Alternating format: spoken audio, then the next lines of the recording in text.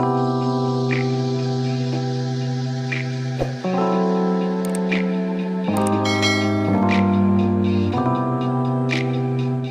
guys, welcome to my YouTube channel. So in today's video, I thought I'd do something a little bit different. I wanted to do a reading list for 2022, partly to kind of make me a bit more kind of accountable and kind of driven to actually read more books each year.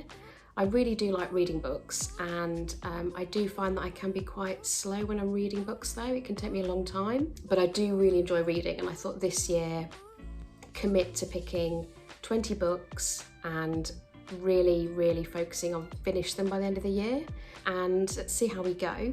I do have a GoodReads account which I have made public, and I have put it in the description bar below, so if you wanted to kind of follow along with me. Basically, if you don't know, GoodReads is a platform where you can check out reviews for books that you might like, and also you can put reviews on as well, and you can do your own book challenge each year as well. So you can maybe say you want to read 10 books, you pick those 10 books, and then each time you finished it, you then mark it as read, and then you put the review. So it's free, you can just open an account, but if you wanted to follow me, you can see my reviews on the books, and also if you wanted to buy the books, and actually if there's any that you've heard of or that you might want to kind of get into, I'll put the information in the description bar below, and you can read along with me. So probably at a lot quicker rate than me. So I thought I'd give it a go, and I'll go through them all and I'll tell you why I've kind of picked them. They're all slightly varied, but none of them are kind of what I'd say business related books. I wanted to have kind of easy reading, fun reading, just something a bit different. Right, so let's get to the first one. So I have started reading this. To be fair, it was around Christmas, and you may have seen on a few of my other videos that I was trying to work my way through it, and it's this book.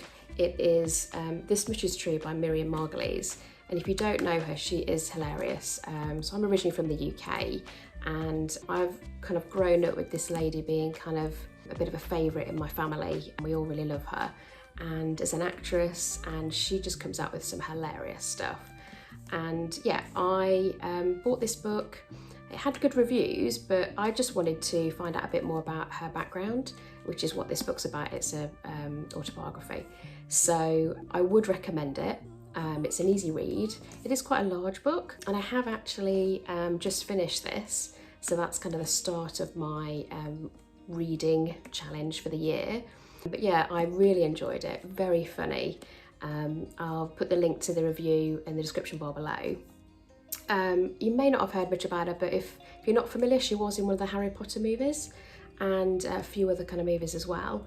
But yeah, really good one, so I would recommend it. And then the next one I have started, just because I finished the Miriam Margolyes one recently, I got the Yearbook by Seth Rogen. So you may not have heard of him, but he is an actor and a comedian, and this is kind of a similar setup to Miriam Margolyes' one.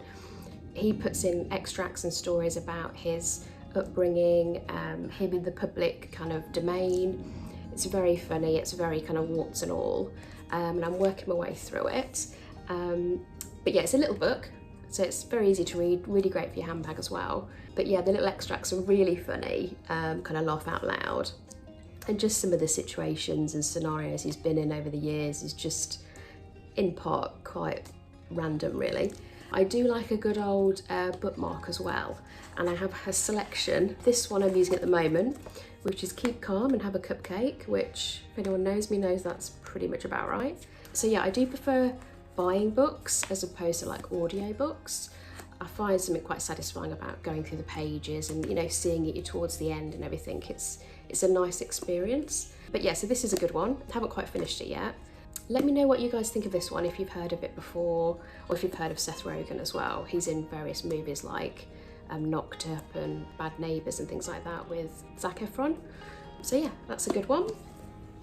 Then after that, I've got a selection. So there is this one from Leslie Jordan, How You All Doing. Now again, he's an actor. You'll see a common theme. It's a little book, quite mini, which I quite like because I can easily take this around in my handbag and have, you know, read a couple of chapters. Now he is also really funny. I don't know if you follow him on Instagram, but he's hilarious. So I'll put his Instagram in the description bar below as well. And I kind of bought this. I don't know a huge amount about him other than when I've seen him in a few movies. Again, I think he's probably got quite an eccentric upbringing. And it's just a little one. I thought kind of get me in the momentum of reading books at the start of the year, as opposed to deep diving into big heavy books, which kind of puts me off and gets me out of like the rhythm to kind of continue reading. So this is my philosophy anyway. Whether it'll work is another matter. So that's Leslie Jordan's. So on to the next book. So I'm not really doing these in any particular order, and I'm not sure what order I'm going to actually read them in as well. I think it depends on my mood, what I'm feeling like. And I don't know about you guys, but that really makes an impact on what books I do read and what I fancy reading. So these are the 20 that I will aim and hope to finish by this year, but I just don't know what order, so I'm just showing you in a bit of a variety of an order. So the next one is a little different. I heard about this when I was still back in the UK, and it's called The Wrong Knickers, and it's a decade of chaos. And it basically says, Bryony Gordon survived her adolescence by dreaming about the life she'd had in her 20s. The perfect job, the lovely flat, the amazing boyfriend. The reality was something of a shock. Her Telegraph column was a diary of her daily screw-ups. She lived in a series of squalid shoeboxes, and her most meaningful relationship of the entire decade was with the Marlboro Light. Here in The Wrong Knickers, Bryony shares the horrible and hilarious truth. The truth about picking up a colleague at the STI clinic, sinking into debt to fund a variety of diet of wine, crisps and vodka, and how it feels when your dream man turns out to be the one-night stand who hands you someone else's knickers in the morning.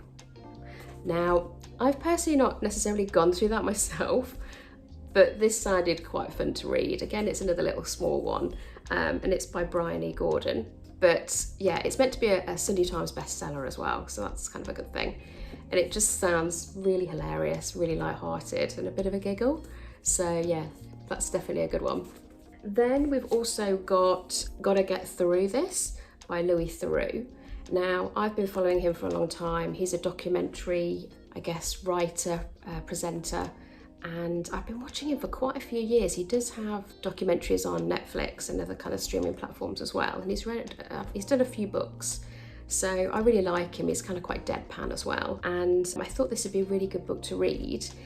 Then this is more of a recent one, where it just came up on like my social media feed quite a lot, and I really like the actor. Again, it's another actor. You can see the theme. I love movies. I'm a bit of a movie geek, shock horror, but this is Stanley Tucci's Taste, My Life Through Food. So I love food, I love actors, I love movies. So I kind of had to buy this book really. And Stanley Tucci's been in loads and loads of movies. He's been in like Devil Wears Prada. He's been in more recent things as well. And food was just a huge part of my life. It basically was my life. Food at once grounded me and took me to other places. It comforted me and challenged me. It allowed me to express my love for the people I love and make connections with new people I might come to love. So, you know, yeah, I can relate to that. So yeah, I haven't heard a huge amount other than that, but it has got good reviews, so we'll give that one a go as well. Then another kind of funny one as well. This is 138 Dates. And this is by Rebecca Campbell. It's a bit of a thick book, which kind of makes me nervous because it may take a while to read. And it's the true story of one woman's search for everything. So you can just see that. And on the back, it's got, on the outside, Rebecca Campbell has a great life. She is the founder of a hot Sydney startup, Posse.com, writes a popular blog and gives inspirational talks at conferences for female entrepreneurs. But when she turns off the light each night, she is alone and terrified of the future. She knows that what's important to her isn't money or startup glory or social media followers. She wants love and she wants a family. And she is stuck. She hasn't been on a date in 10 years. She's too embarrassed to list herself on the internet and can't bear the risk of getting rejected. She decides to act. She'll take the tactics she's learned building companies and apply them to finding a man. Her epic journey will take her on dates with 138 different men in Sydney, New York and San Francisco, while at the same time confronting the immense challenges of launching a business. She'll face exhaustion, humiliation and heartbreak. She'll meet some strange and dangerous characters, and she will strip herself of the ego and expectations that have been holding her back. She will not stop. So, as you can imagine, it sounds like it's going to be quite a fun one and a little bit quirky. Let me know if you guys have heard of this author, because I haven't, and I've not read any of her other, if she's got any other books. But yeah, let me know if you've read this one. So then the next one is a little more of a different vibe, I guess. So I've had this book for a while, like a few years, and I haven't actually read it. And I think the part of it is that I watched the movie of the first book. So this is Jojo Moyes and it's After You. And you may or may not have seen the Jojo Moyes movie, Me Before You, with Emilia Clarke in it. And I hadn't read the book, but I watched the movie, unsurprisingly, being a bit of a movie geek. And it was so sad, like really, really sad. And I haven't really watched it since because it is sad. But I bought the book and I was like, oh, you know, it's a follow-on. And it's weird because it was quite a sad movie. It kind of puts me off reading it, which is bizarre. It's weird. I don't know if anyone else is like that, but I'm interested in really sticking it at it and going, right, now let's just read it. If it's really sad, I generally, as you can tell, don't necessarily read really sad novels, but we're going to give this a go. I'm going to stick at it. It's probably going to be one of the first ones I kind of get into as opposed to towards the end, but we'll see how we do, and fingers crossed it's not as sad as the movie of the first book, so we'll see. So this is the next book and it's A Year at the Chateau and it's by Dick and Angel Strawbridge. Now I got into this couple quite a few years ago. Dick was actually on a cookery show in the UK. I think it was something like the Great British Bake Off or something a while back. And I think he might have won as well. And I just loved his kind of character. It was really kind of sweet. And I kind of followed them as time went on. He obviously married and had children. And what they did was they decided to kind of go all in, and they bought kind of pretty much a dilapidated chateau in France, and which is just there. And they wanted to kind of, in their own way, in their own style, renovate it and make it their own. But there was obviously pitfalls and challenges and everything. And I'm really interested in property and renovating properties. And the characters of both of them, especially with Angel, are very quirky. And I've watched the series. If I can find it, I'll link in the description bar below, and their Instagram and things. But I definitely recommend watching certainly if you're interested in renovations and French lifestyle, etc. I think you'd really like it. But yeah, so just as a bit of a background, Dick and Angel had long dreamed of a life in France, where others might settle for the modest bolt hold in the countryside. The Strawbridges fell in love with the 19th century fairy tale chateau, complete with 45 rooms, 7 outbuildings, 12 acres of land and its own moat. In the depths of winter, Nick and Angel arrive to find the bedrooms infested with flies, the wind rattling through the windows and no electricity or working toilets.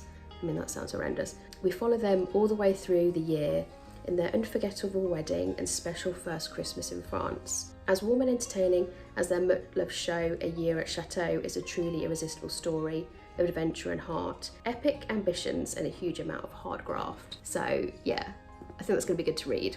Then another one I'd heard about on social media. I don't know much about it. I haven't looked into it too much. I just thought a bit of a gamble. And this is The Song of Achilles by Madeline Miller. And it's Greece in the age of heroes. Awkward young prince Peculius has been exiled to the court of King Pulius. Despite their differences, Pulius's golden boy Achilles befriends the shamed prince. As they grow into young men, their bond blossoms into something deeper, despite the displeasure of Achilles' mother, the sea goddess Thetis. But when word comes that Helen of Sparta has been kidnapped, Achilles must go to war in distant Troy and fulfill his destiny. Torn between love and fear for his friend, Patroclus goes with him. So, not that I can pronounce any of those words, apologies. But yeah, this is completely different to the other books. I'm not sure that's a good or a bad thing, but we'll see how we get on with it. I quite like kind of Greek mythology, so we'll see. I mean, it's won lots of awards as well. It's a little book, so I think I'll give it a try. But let me know what you guys think of this one, if you've heard of it as well. So then we've got a few more to go, and a couple of more kind of quirky ones. So this is, again, another actor. This is Tiffany Haddish, and she's a really good comedian, and it's The Last Black Unicorn. So from stand-up comedian, Emmy Award actress and breakout star of Girls Trip, Tiffany Haddish comes to the Black Unicorn, a hysterical, edgy and unflinching collection of extremely personal essays, as fearless as the author herself. So this sounds like it's going to be quite full on and say it how it is, which is a bit like her as a comedian. So again, it's not a massive book, but again, I'm hoping that's going to give me more momentum to get into a bit more of a rhythm throughout the year reading them. So yeah, I think it's going to be really funny as well. Then another book, again, I've had this book for a few years, and I think it's because I'd heard about the lady, so this is Anne Glenconner, I think it is, and it's The Lady in Waiting. So this is literally a lady in the UK, and she was, I think, interviewed on Graham Norton's show. I'd never heard of her before, and she was telling, I think she was promoting the book. If I can find the link or the information, I'll put it in the description bar below. But it's an older lady. She just came across really funny, very kind of posh English vibe, but her background was very quirky. And she's wrote a book about her being a lady and what that meant, what that her expectations were and things. But when she was interviewed at Graham Norton, it was she came across as quite a character.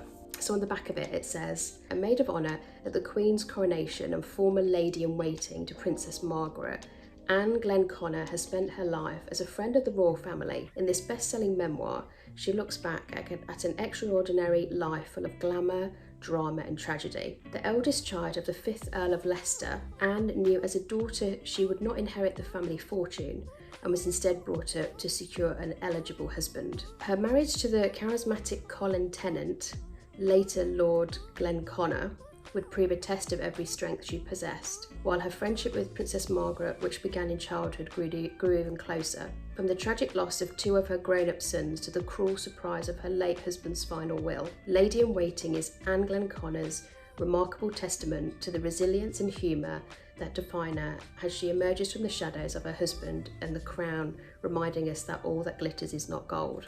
So as you can kind of get an idea a bit about the royal family and kind of her upbringing, it just sounds quite interesting, and I'm from the UK and I kind of wanted to find out a bit more really.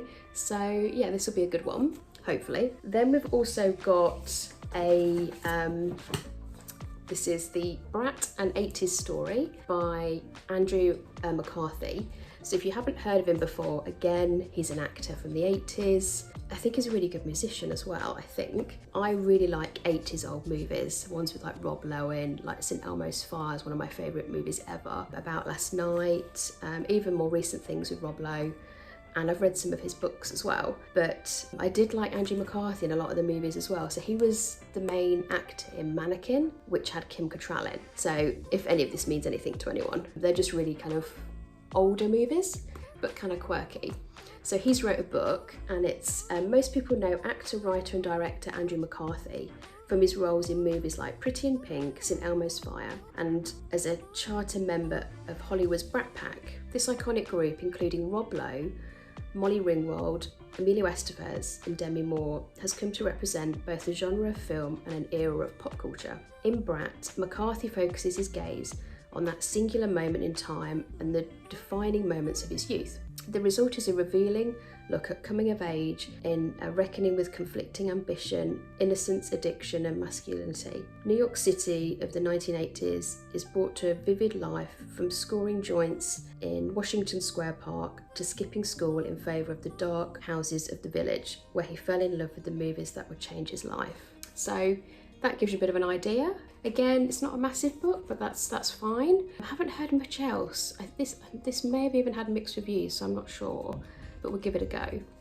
So the next book I've got, again, is something a little bit different. Again, this I've had for a while, but to be honest, the thickness of it kind of put me off. I don't know if anyone's like that when they read books. If it's something massive, I'm like, oh my God, this is gonna take me like a whole year to read. But you know, we'll give it a go. And it's Catch and Kill by Ronan Farrow. So he did like an expose, which you may have seen in the media, about very dodgy characters in the industry. And I won't go into too much detail, but I'll put some links in the description bar below. But I thought this would be really interesting. It's gonna be quite a meaty, kind of intense read, I think. but I think it's really important to read, and it's Lies, Spies and a Conspiracy to Protect Predators. And the subject matter is quite sensitive. I won't go into too much on YouTube, but definitely look it up and kind of see what this is all about. But I think it's really going to be good to delve into a bit more. I also check him out on his podcast as well, which I really like, and also I like the sound of his voice on the podcast, so if I can I'll put that in the description bar below as well. So we'll give that one a go, but I'm probably going to leave that one a bit more towards the end. We'll see. Then we've got one by Dave Grohl, The Storyteller, Tales of Life and Music. So you may or may not have heard of him. He was in Nirvana, he's a drummer, and he's also in Foo Fighters. And when I don't necessarily follow Foo Fighters and Nirvana, but I can appreciate the background he would have had and how kind of quirky and kind of mind-blowing it would have been over the years. And I just thought I'd give it a go. We'll see how we go. And then I'll report back to you on what I think. But yeah, I think this will be good. Then I've got the next one, which is Michael McIntyre, The Autobiography, A Funny Life. Now, Michael McIntyre is a UK comedian. Again, you might have seen him on TV shows, depending on where you are in the world. And again, I just thought it'd be light-hearted, funny. And it says, in A Funny Life, Michael honestly and hilariously shares the highs and lows of his rise to the top. And despite attempts to stay there, it's all here, from his disastrous panel show appearances to his hit TV shows. From mistakenly thinking he'd be a good chat show host and talent judge, to finding fame and fortune beyond his wildest dreams and becoming the biggest selling comedian in the world. He also opens his man drawer, narrowly avoids disaster when his trousers fall down in front of 3 policemen, random, and learns the hard way why he should always listen to his wife. Michael has had a silly life, a stressful life, and sometimes a moving and touching life, but always a funny life. So yeah, another light-hearted one. Easy read. Then this is one that has come up on other YouTubers have kind of recommended it, and it's Daisy Jones and the Six, and it's Taylor Jenkins Reid. Now, it's had good reviews. I don't know much about it. It's a bit of a gamble, but I thought, why not? Let's try. And it basically says, everyone knows Daisy Jones and the Six. Their albums were on every turntable. They sold out arenas from coast to coast. Their sound defined an era. And then on the 12th of July 1979, they split. Nobody ever knew why until now. The only thing that's certain is that from the moment Daisy Jones walked barefoot onto the stage at the Whiskey, the band were irreversibly changed. This is the story of their incredible rise and fall, the ambition, the desire, the heartbreak, and the music. So, yeah, I think we'll see how we go with this one, but it has had really good reviews online, on social media and stuff, so give it a go. Then a couple of more heavy subject matters. So this is the Times #1 bestseller, My Sister the Serial Killer. Don't think it's going to be that funny, so we'll just give it a go. And to be honest, I don't know how to pronounce this author's name. Can Braithwaite? Apologies, total apologies, I've pronounced that completely wrong. But again, this sounds really interesting. But yeah, so this has got good reviews. New York Times, Marie Claire, The Times, #1 bestseller. So we'll give it a go. Again, subject matter is probably a little bit dark compared to most of the ones I've picked. But again, that's why I've picked it, so it's a little bit more varied. And then just a couple more. So again, the same author of Daisy Jones and the Six, Taylor Jenkins Reid, is The 7 Husbands of Evelyn Hugo. Now, again, I got this because, to be honest, it came up online when I was searching. It was coming up as good reviews. And it's the reclusive Hollywood movie icon Evelyn Hugo is finally ready to tell the truth about her glamorous and scandalous life. But when she chooses unknown magazine reporter Monique Grant for the job, no one is more astonished than Monique herself. Why her, why now? Summoned to Evelyn's luxurious apartment, Monique listens to the fascination as the actress tells her story. From making her way to Los Angeles in the 1950s, to her decision to leave show business in the 80s, and of course the 7 husbands along the way. Evelyn unspools a tale of ruthless ambition, unexpected friendship, and a great forbidden love. Monique begins to feel a very real connection to the legendary star But as Evelyn's story nears its conclusion, it becomes clear that her life intersects with Monique's own in tragedy and reversible ways. So again, this sounds quite an interesting story and another bestseller, so try it out. And then finally, so this is the 20th book, is The Court of Thorns and Roses by Sarah J. Maas, and it's the New York Times bestselling author.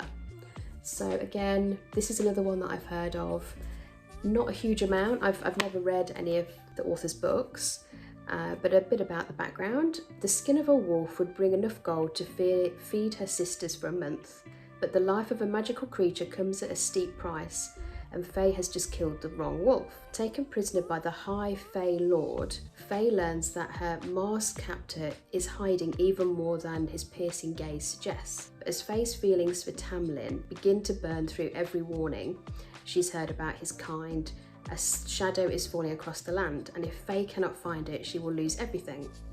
So this is obviously a bit fantasy, a bit kind of fairy tale-ish, but we'll try this one first and see what I think. I don't know what order they're meant to come in, to be honest. This may not even be the first book, but we'll see how it goes. So that's the 20 books for this year. So the aim is I'm going to try and go through them hopefully between now and the end of the year. Try and read a few books a month, get into that momentum. What I'll do is every time I've finished a book, I will write a review on my GoodReads account, and I'll let you guys know, but I'll also put it in the description bar below so you can then follow. And also if there's any books that I've mentioned in this selection that you want to read, that you want to kind of read along with me, that would be great.